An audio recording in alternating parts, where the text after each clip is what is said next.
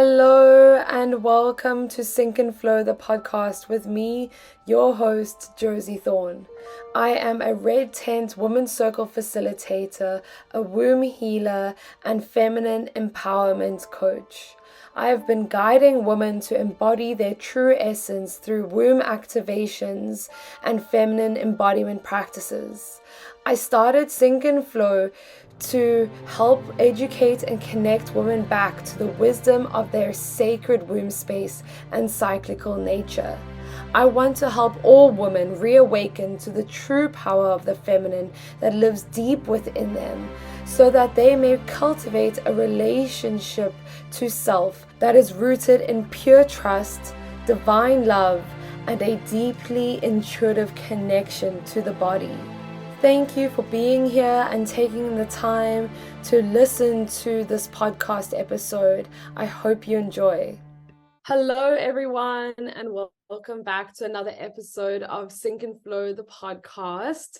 Today, we are joined by a friend of mine, a client of mine, and just someone that I'm very happy to be connecting with recently in the mindfulness space.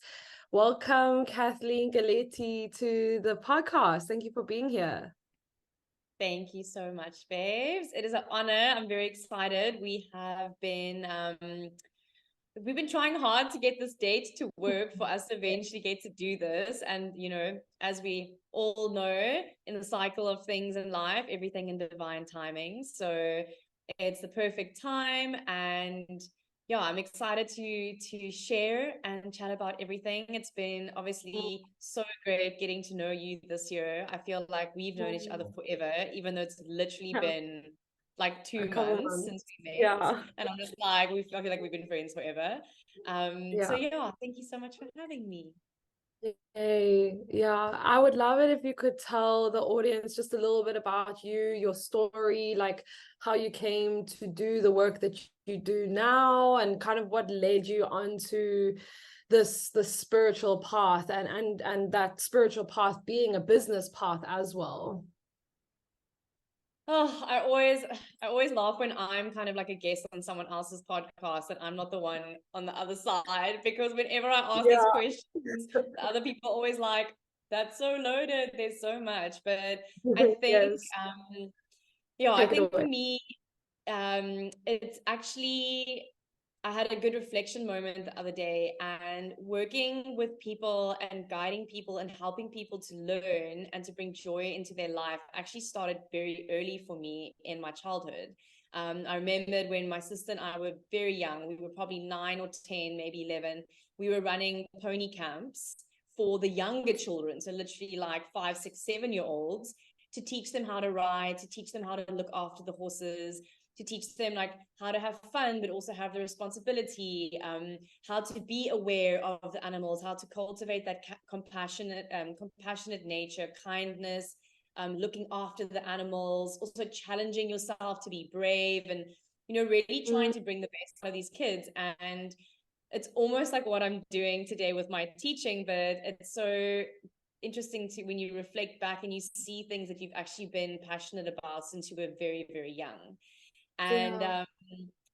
my yoga journey itself started when I was in my younger 20s. I was a producer. I was a producer in films, in film. I did music videos. I worked for a Danish photographer. I worked in Denmark, ran a team, etc., etc. And as whoever is in the production industry knows, it is cutthroat. It is hardcore. It requires a lot of Brutal hours. sacrifice. Yeah, and I was waking up 4 a.m. to be on set with Red Bull and a cigarette, like every single day. And then you finish your 12-hour shift and it's like straight to the bar or straight to the restaurants, etc., etc. And then like on loop, on repeat. And obviously leading to not only burnout for me, but really a mental burnout. Yeah. And at that stage, also a lot of partying and things going on, which I believed was the unlock for my diagnosis of bipolar. Um, Mm. and what happened was I was actually at work one day and I had a pretty much a nervous breakdown. And I think when people say that word, it's thrown around so easily, but having a nervous system breakdown, going into a full-on anxiety attack or panic attack is actually quite serious. If it was something physical that was really happening to you, people would be worried. But because they can't really see what's going on, it doesn't get treated that seriously. And so for me, I found myself literally closed off in the wardrobe of the studio, at the back of the studio, and sitting on a chair, completely frozen in my nervous system. So for most people who are listening, for those who don't know much about the nervous system, we kind of run in two ways of being. They can kind of interlap, and one can be more active or more dormant than the other. But we've got our sympathetic nervous system, which is our fight, flight, freeze, and fawn. And then we have our parasympathetic nervous system. It's our rest and digest. So it's the state in which our internal systems are reacting to stimuli from the external world, as well as how the body is communicating within. So I like to always explain it in the way, if you can imagine that from your brain, you've got your nervous system that runs through the brainstem, the spinal cord, and then the whole vast neural network that goes through your body. The little electronic messages that are getting sent from your brain to your fingers, to your liver, to your everything gets communicated in the body. And I always ask people, if you had to give your nervous system a voice, a tone of voice, how would it be communicating? And at that stage, I think my nervous system was literally going like, oh shit, we gotta get this under control. What's going on, guys? Like, I literally think that's how my nervous system was communicating. It was completely disconnected, completely lost, completely burnt out. And it was, I already started doing some yoga at that point. I was practicing quite regularly, but just kind of going to a studio, putting my mat in the back of the room, making sure the teacher wasn't going to see me, wasn't going to adjust me, that no one was going to look at me, that I was just there for myself, and I did not want anyone to even know that I existed.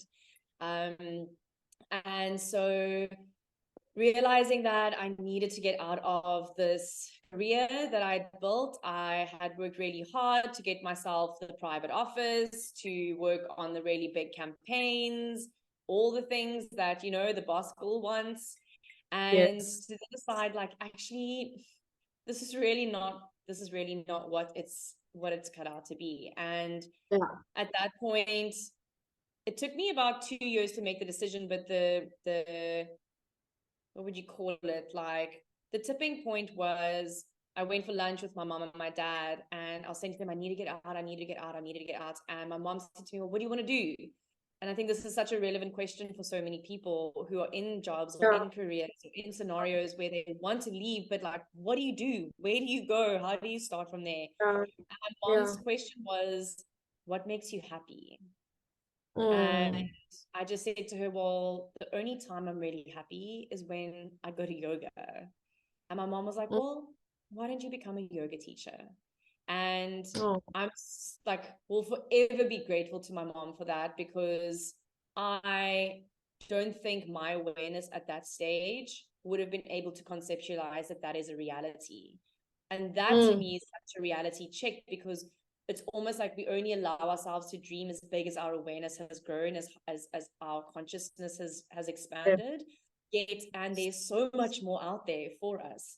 So that's how that journey started. I then took about 2 years to commit to a yoga teacher training course, which was in Cape Town, because I knew my life would change forever, which it did within, I think, a month and a half of being in the part-time teacher training course. My boyfriend of over 2 years broke up with me, pretty much no reason. I had to move, I had to find a new place to live, and I resigned from my job and started working as the manager at the Shala. And my whole life completely changed. I was at the Shala then for 5 years. I was there. I did my 200-hour day, my 300-hour day, multiple other trainings with multiple other teachers and facilitators from all over the world, and really got this like boot camp of education, not only from a knowledge perspective, but really the school of life, of a different reality. And that has led to many other things, but I'll leave it there for now. Yeah, wow. Thank you for that. Such a really rich and diverse and also complicated like story. And I think we all can find pieces that we resonate with that. And yeah, I think I mean, I'm gonna ask you now, but I think yoga as like a supportive tool for mental health, also in my journey, has really been so profoundly deep and healing and accessible. You know, it's allowed me to really understand myself from a very basic way, but also a very complex way, you know, and it's kind of like this polarity between like once you get into the body, things become so simple, you know, and then it's like contrasted by this complexity of the mind and how the mind works, and really this beautiful meeting of these two opposites within the practice of yoga. And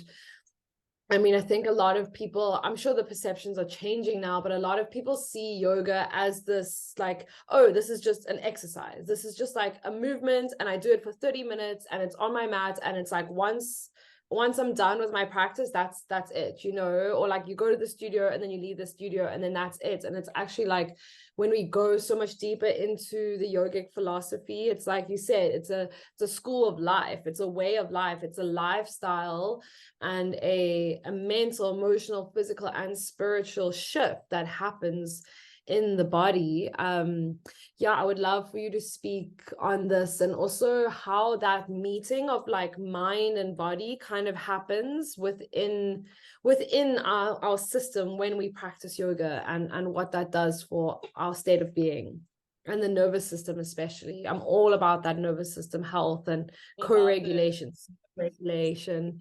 Yeah.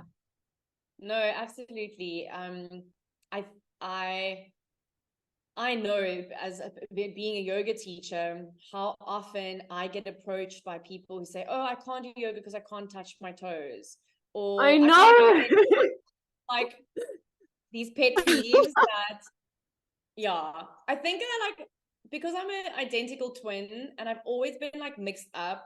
People have always like called me my sister's name or like whatever. Like I've grown like quite a lot of tolerance to, I want to say stupid people, but that's quite rude. Like ignorant people or Ignorance, people yeah. who like don't understand things or haven't even taken the time to understand something, or just like you're saying something but you don't even know what you're talking about, kind of thing. And so as a yoga Yeah, teacher, I yeah, get these like yeah, constant things of like, oh, I can't do yoga, so I can't touch my toes, or I can't do the splits, or I blah blah blah blah. And yeah. yes, fair enough, not everyone knows that much about it, but yoga in essence, and if you go into the traditions of yoga, and there are many different lineages of yoga, there are many different teachers of yoga, the intention behind yoga and the creation of yoga way back when, the physical practices really only came later. And so Mm, where Western world, we now have made yoga pretty much like gymnastics in bikinis, and being super flexible or being super strong or fancy handstands and all of these things. The From the Ashtanga lineage of yoga, from Patanjali, the eight limbs of yoga is a guide on how to live your life. One of the mm, eight limbs of yoga is the physical practice of asana. yeah. One of them. The rest are all the guidelines. They are, how do I interact with the world around me? How do I Mm, interact with my own mind and thoughts and actions?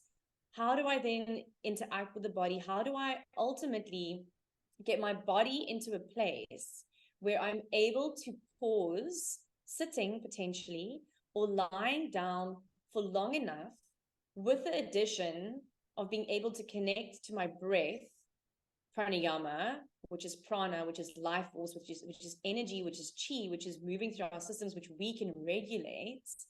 mm, How do I bring that all together to be able to start to practice going into a meditative state? mm, There are very few people, on humans on this planet, who can meditate. We're all like mm. trying to get there, but reaching that ultimate, we're trying to find peace. That's, Yeah. In yoga to stillness. yoga. Yoga means yoke. It means union. It means bringing together, and it's bringing together your soul to source, and understanding that we are not separate from that, and I'm not separate from you, and you are not separate from the trees, and the trees are not separate from your neighbor, etc., etc. There's this full on connection, yet there are so many disruptions and disconnections in the world. So Yes. a good place to start, because when we think of our ability to be aware, our actual awareness in life and in the world and on this physical plane that we live in, most people aren't even aware of things like, am I hungry or am I thirsty? Most people ignore the cues that they get from their physical body. Something like, I ate this thing and now I've been constipated for 3 days, and I'm going to continue to eat this thing. All right. So a very clear, literally in your face, you might even start getting a breakout on your skin, on your face, like in your face, communication going, you're not in alignment. You're not in harmony. Something's not right. And if, as people, we are unable to even see those things, understand those things, be curious about those things, there's so much more to then going into the more subtle bodies. So the subtle bodies being the emotional body, being the energetic body, being the astral body. That's like, that's, way and beyond. And so I think, even though, yes, Western yoga has been like the physical practice, I think that the physical body is a very good place to start for the average person. Yes, definitely. And just starting to understand your body, firstly. I mean, how many people even know what the lymphatic system is or does? How many people know what their nervous system, how do you calm down your nervous system? Do you even know what your breath does? Do you know what cellular respiration is? Do you understand that what you're eating is not about the mechanics of putting food in your mouth and chewing it, but it's about what happens when that food is digested and what are you sending into the cells as nutrition. I mean, it's the body is extremely complicated. I'm not saying everyone needs to be a physician, but if you are ultimately interested in living a life where you are free of potentially pain and disease and discomfort, whether that's mentally, emotionally, physically, you're going to have to start to become more aware. And that really is, one of the main things that you learn when you start getting on your yoga mat, because immediately when you get put into a downward dog and the teacher asks you to hold 5 breaths and you start to go, ooh, all right, this feels really weird being upside down, or wow, my wrists are actually sore, or my hamstrings are really tight, or oh my goodness, she said breathe 5 breaths. I haven't even taken one because I've been too busy like going into tomorrow or yesterday. You start to learn a deeper level of awareness on your mat. And for a lot of people, when they first start practicing yoga, because there's no, well, not the way that I teach, but there's no like boom, boom music distracting you. I also don't necessarily teach like flip flop, flip flack, like warrior sequences where you're like this, punchy, pow, pow, pow, which can also be very nice. But when you come into more of a, I guess, like hatha style practice, and that's not even going into practices like Kundalini yoga when you move into a lot more energetic work, but when you start to slow down and you have to then see and feel and hear what's going on in the mind, the first practice is to train the mind. The first practice is to find awareness in the body. And when that starts to happen, it can be very overwhelming, because we can start to really become aware of our emotions. And so it's very normal for a lot of people who come to these practices to have like a massive emotional outburst. You start to cry, or like for me, when I do certain poses, I get so angry that I literally want to like punch my yoga mat or my bolster, and often I do, or you just burst out in laughter, whatever the case may be.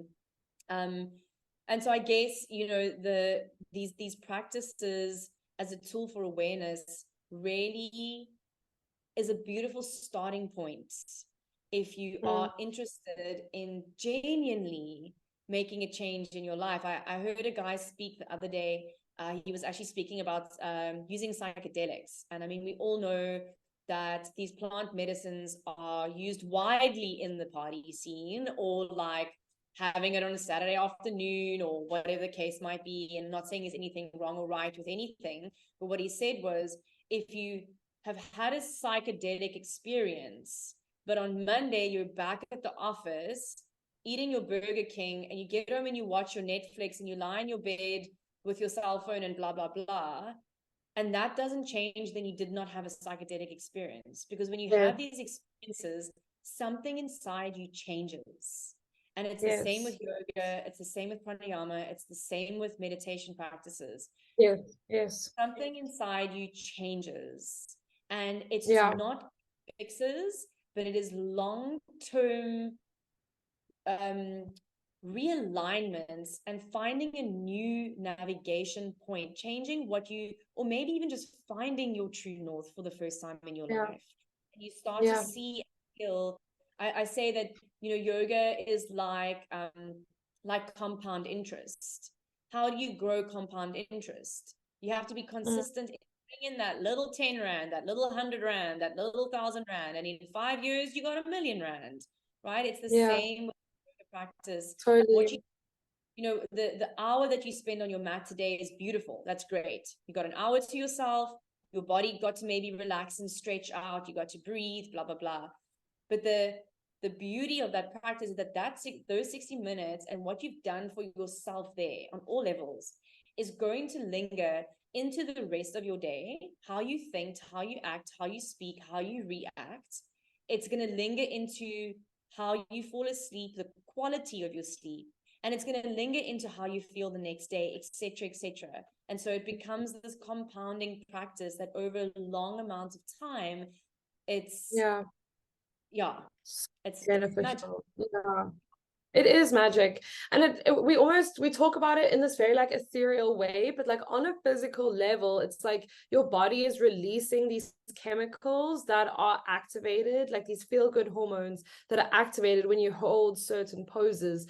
And a lot of what I'm hearing you say is like the asana, the physical practice, it prepares the mind, body, soul for meditation, which is that deeper state of presence that we can practice coming into, because so much of just the healing journey and the self-development journey is becoming more present with yourself and becoming more present, like you said, of like, I'm holding a pose and suddenly I'm feeling an ache and a pain, and suddenly I'm feeling an emotion, and it's in that pose. You have to hold that pose. So how can you be with your experience, be with that current experience? And the more you practice that on your mat, the better you're going to become at, you know, being as not as reactive when you experience triggers, you know, and in conversations and relationships when difficult situations come up. You're training yourself on the mat for situations off the mat. And that's why it's like your body gets to practice this more refined way of being in self-connection, being present with all states of emotions and consciousness, you know. It really, for me, yoga was also such a big catalyst for my self-healing journey and for my spiritual journey. And it's so beautiful how every time you come onto your mat, it's like you're discovering a new part of yourself and connecting with a new part of yourself, because you have never existed as you are in this present moment. You know, we're constantly changing. And I think yoga is such a beautiful teacher of that. Even though everything around us is constantly changing, like you can come back to that wholeness within and reconnect back to that center, that soulful center, you know, that doesn't really change. It's like, it's grounded, it's deep, it's very much a transcendental experience that you can have with yourself through your own body. And like you said, like developing that self-awareness, it's so key. And it's so liberating to have that capacity to see yourself in that way. I'm such a big encourager of people, you know, if you're going to commit to therapy, why not commit to a yoga practice at the same time? Because you're just now like doubling yourself up on the efforts that you're actually putting back into yourself. Because I think we spend so much of our time just forcing all our energy outwards, like, how can I make money? How can I support my friends? How can I support my family? How can I do this, do that, like go out for drinks, make these plans, do that? But it's like, how much actually of our days are we spending in relationship to ourselves?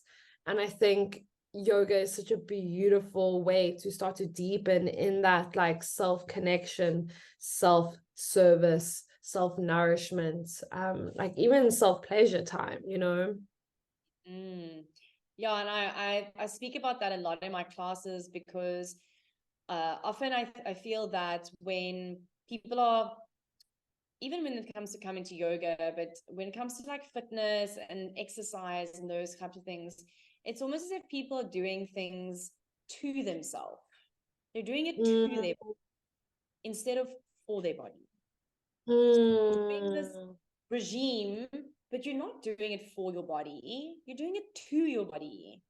And Yeah. very often it can actually be quite harmful. You know, like I'm like always astounded by the mental strength and the determination and the grit and the courage of athletes. I mean, they're breaking like things that humans thought we could never ever do with our bodies, etc. But in reality, you do look at a lot of athletes and you look at the pain and the suffering that they endure, not only during their career, but post-career.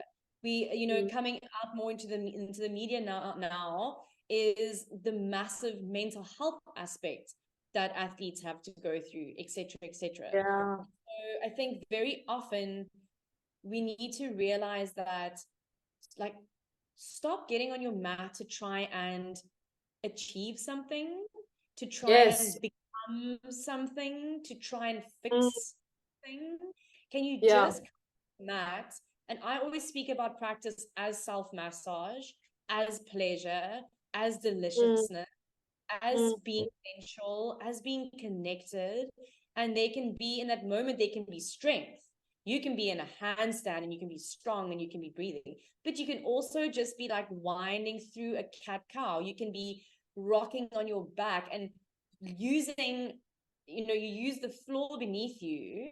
You got gravity, you got your bones within your body, and you use those things to self massage. You can literally roll out your own muscles on the Yeah. floor and it can feel amazing. You know, you look at an animal that has had like been curling up for a nap, right?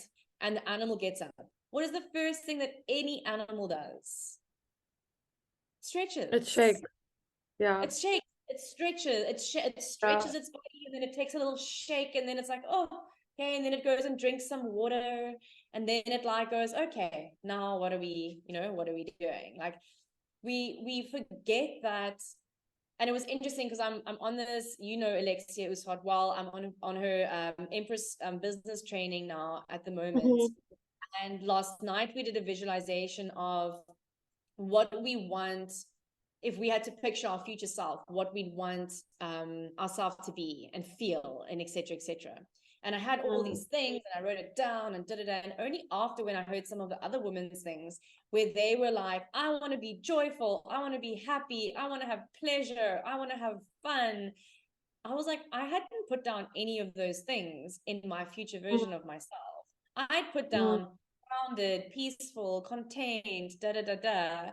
But I think sometimes we forget that what we do also needs to be a little bit joyful. There also needs to Yeah. be a little bit of fun and play and joy and excitement, and yes, there's work to be done. Yes, it can be quite deep. Yes, it can be heavy, but we can also get very fixated on that. And it's important to also lightness and the joy in life too. Yeah, so important. I think that comes also for me, my journey, like just taking myself less seriously, you know, and like stepping out of that perfectionist kind of headspace, I think is really, yeah, like it's liberating for you to be able to show up as your messy, raw self, you know, like, and bring all of that to the table. And yeah, it's just so, it's so, yeah, I want to use this word again, liberating. Like, I feel like my yoga practice has liberated me from the inside out, because I think we're so used to thinking, oh, I have like a head problem, like a mental issue, therefore I need to like sort out the way I think. And it's like, actually, no, you can access the mental so much faster, I think, through the body, and actually be able to clear trauma, because yoga is a trauma releasing practice as well. And people don't realize so much of your trauma can be healed through working with your body on this fundamental physical way, by integrating your breath, at the same time integrating the nervous system, at the same time bringing, you know, your emotional awareness online, and actually just cultivating this more holistic way of like how we see ourselves when we are broken or depressed or anxious, or, you know, whatever we may be going through. How can we see it in a more holistic way, and as like a symptom and a messenger from our bodies and from our soul, to pay more attention to what's going on inside, and not always put so much pressure and focus on like the external falling into place, and rather try to come into that like inner union of inner peace. Really, that's really what I've cultivated so much through my practice, and getting to become more energetic and like more like, because energy is the language of our bodies, and it's the language of our mind, it's the language of the universe, you know. So when we can understand ourselves, I think from this more energetic perspective, emotional perspective, we can understand the whole reality from a much broader, more subtle, more reflexive and transformational way, you know. Because I think we get so like stuck in thinking like, this is solid, this is stuck, I'm stuck in this job for life, I'm stuck with this partner for life, like I'm stuck in this relationship, like you know, this is me and I am this fixed solid thing. But actually, or like, this is my personality. And honestly, when you do healing and trauma healing work especially, you start to realize like how much of your personality you actually based on trauma responses and a dysregulated nervous system. And it's like, oh, that's just me. It's like, no, babe, that's your nervous system in a dysregulated fight or flight state. That's not how a regulated nervous system would act. And I think it's so eye-opening, because we didn't get taught this at all. So we're having to like teach ourselves this, and yoga is like that tool for this learning. It's like one of my pet peeves, when like someone has done something and someone wants to excuse their behavior, and they'll say, oh, but that's just who they are. Like, that's just how they are. Like, that's just them. And then I'm like, no, it's not. It was a choice. But also, you know, it's, and there are many layers and complexities to these things. And, you know, even you and I are looking at these practices and these understandings through our own lenses. You know, we've still got like how many layers of lenses that we are looking through, trying to take all the lenses off to, you know, ultimately really see truth and see clearly. But what I did want to, I think, you know, what I also get asked a lot as a yoga teacher, or get told a lot as a yoga teacher, oh, you yoga teacher as a job, oh, you must just be so calm all the time. Oh, like, I'm like, I'm not a magician, I'm a yoga teacher. I'm human. But what yoga does do for me is, no, it does not all of a sudden mean I've got like this perfect lifestyle. I mean, if I wanted to have that, I think I'd probably genuinely have to go move out and live in an ashram somewhere, and, you know, completely really let go of the modern day world, which I have considered. But I'm attached to my husband, I'm attached to my family, I'm attached to my dogs, I'm attached to my home. And the practice of yoga is not there to fix your life for you. the practice of yoga is there to support you as you start to evolve more and more, as you start to peel off the layers of false self, as you go through dark nights of the soul, as you go through escalations in awareness, as you go through all these experiences. Yoga is there to support you through those things. I was speaking to someone about not necessarily plant medicine in the idea of like psilocybin, etc., but genuinely just like herbs and plants and using medicinal tinctures. And what we were saying was that often people want these things to be their quick fix, so I'm not going to eat healthy today, but then I'll take my vitamins and my electrolytes and my blah blah blah blah, and then so that should be fine. Whereas that's not really how these things work. So it's Rix from Ether Apothecary, and what she also, people who work with plants have this language of speaking of our allies, our friends, who plants, who is Mother Nature of this earth. And so we've got our allies in nature that can support us. Then we've got these yoga practices or mindfulness practices, breath work, whatever it is for you, that also becomes a support that holds you. But ultimately, they're holding you. And inside that space you were talking about earlier, I love that you said, that part that is whole, that part that is steadfast. The soul, unlike everything else in the world, the soul has no duality.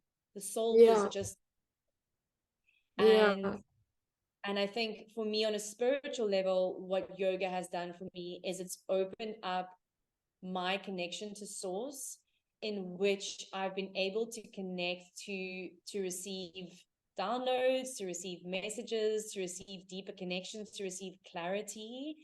And yoga, pranayama, these practices, they are my prayer and they are my connection to that which is everything, and everything me, and I am everything. And when we realize that we have to take responsibility for ourselves, because whether we want to believe it or not, whether we want to know it or not, every single thing we do matters. Every thought, every word, every action, it's all vibration, it's all frequency, and every single thing matters. And it is leaving a footprint. It is leaving the legacy of what you've left behind in your lifetime on this earth, for and to the other humans around you, for Mother Nature. And so, for children. Yeah. And so for me, it really is like this awareness of as within, so without. And if you're wanting your outer world to change, it has to start from within. And this, we're going to run out of time for today, but this goes deeper into things like commitment and discipline, which are also qualities that are the biggest gifts you can give yourself, which are principles in the practice of yoga, is showing up on your mat, especially on the day you don't want to. Exactly. That's when it makes the biggest difference. It's like that commitment to showing up even when it's ugly, even when it's scary, even when it's dark, even when it feels heavy, and like being willing to work with that and knowing that that is temporary too. Thank you so much, Kath. It has really been such a pleasure to have you today, and thank you for sharing your wisdom with us. Sorry, I just want to give you quickly 5 minutes to speak about your offerings and what are you bringing to the world, and your retreats and all the good things. Like, we are brewing up a storm behind the Aligned Living scenes together. So there's actually so much for people to look out for from Aligned Living and you.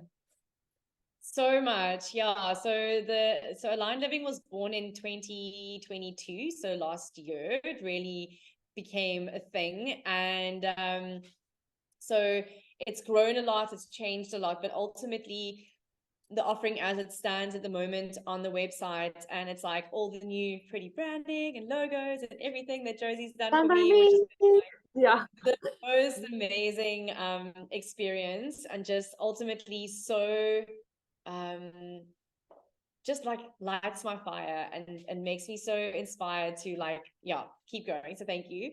So on the website, we're currently going through our domain change, so that will be happening in the next couple of days, hopefully. So it'll be alignedliving.co.za.